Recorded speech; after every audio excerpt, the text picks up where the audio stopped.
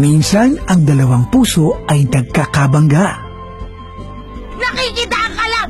Trespassing na trespassing! Trespassing! Ikaw itong tatanga-tanga, takbo ng takbo, hindi tumitingin sa tinatakbuhan. Ay, God! At kapag para sa isa't isa, Sino siya? Dondi, siya ang pamangkin ng kaaway namin ng daddy mo. mangyayari ang dapat sa tamang panahon. Ha? Ikaw na naman? Ano ka ba? Sumpa ka ba o kabuti? Siguro naman may cellphone ka. Why do you want my digits? Because I want to get to know you better. Really? Ano ba nangyayari sa'yo? Hi, Daddy. How are you? Ano ba yan, Edmundo? Sino ba yung kausap mo? Hindi ako interesado kung ano man yung sasabihin mo, okay? Kahit involved yung magaling mong pamangking? Tingin mo, pwede na kaya akong bumisita sa bahay niyo. Gusto ko lang ma-meet yung daddy mo. Yun na nga yung problema eh. Kilala ka ng daddy ko. At yung auntie mo. Oh, ano yung tukol kay Dondi? Ano yung tukol sa pamangkin ko? Ano yun? Hindi pwedeng pag-usapan sa telepono. Nandito na ako. Alam mo, ang askat ng personality mo. Gusto ko paalala sa'yo, hindi ka pogi. Manalamin ka rin. Hindi ka rin maganda.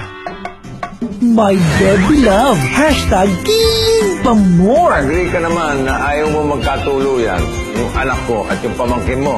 Siyempre naman, no? Pwede ba naman na wala kang... Wala nga. Kasi gusto ko ng seryosohan. Ayoko na naglalaro-laro pagdating sa relasyon. I take it seriously. Okay. Good answer. Tinanggihan mo yung offer ko na mag-aral ka sa Amerika. Dahil sabi mo, gusto mo kong kasama. Pero sa totoo lang, ang gusto mo kasama yung anak ni Vito, tama? Pag nakipagkita ka pa ulit dyan kay Dondi na yan, I really tell you, What will you tell me? basta I tell you, huwag mo ko sinasagot, tatay mo ko.